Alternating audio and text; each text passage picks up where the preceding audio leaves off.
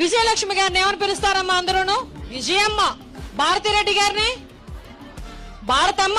విజయమ్మ గారిని విజయమ్మ అని పిలుస్తారు, భారతిరెడ్డి గారిని భారతమ్మ పిలుస్తారు.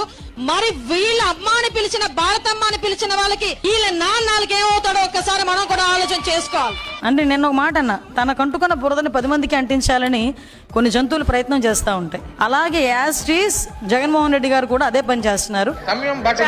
నాకు ఇచ్చిన టైం ఇది, నువ్వు చెప్పడానికి నాకు మాట్లాడమని.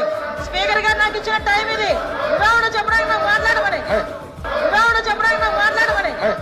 బయటకు వస్తే అనాపాయసకి పనికిరానోడు 5 రూపాయల పోస్టు గురించి మమ్మల్ని తీసుకొచ్చి విధిలో పెడతాడా? కొడవల నుంచి కత్తికి వచ్చింది, కత్తి నుంచి గొడ్డలికి వచ్చింది. ఇప్పుడు గొడ్డలి పట్టి కాక ఇంకేమంటాం?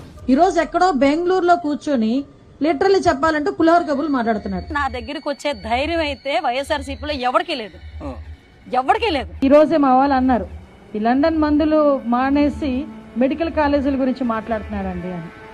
అంటే అతనే మీ అందరికీ తెలుసు పులివెందుల ఎమ్మెల్యే గారు జగన్మోహన్ రెడ్డి గారు. ఇప్పుడు డిక్లరేషన్ మీద సంతకం పెట్టబోయా అంటే పారిపోయి ఇంట్లో కూర్చున్నావు. ఈ రోజు దేశద్రోహం, దేశ బహిష్కరణ కింద నిన్ను బయటకు పంపించేయాలి. ఈ మహానుభావుడు గొడ్డలిపాటి నాయకుడు ఆ రోజు ప్రమాణ స్వీకారం చేసిన తర్వాత అతను చేసిన మొట్టమొదటి పని ఏందిరా అంటే ప్రజా వేదికని కూల్చడం. ఎంత సైకో కాకపోతే అదే ప్రజావేదికలో కూర్చుంటాడంట, అదే ప్రజావేదికలో ఐఏఎస్ ఆఫీసర్లతో మీటింగ్ పెడతాడంట, బయటకు వచ్చి దీన్ని కూల్చేయండి అని చెప్పాడంటే ఆ రోజు నుంచి సైకో పరిపాలన కొనసాగింది అని చెప్పడానికి అది మొట్టమొదటి ఉదాహరణగా మనం భావించవచ్చు.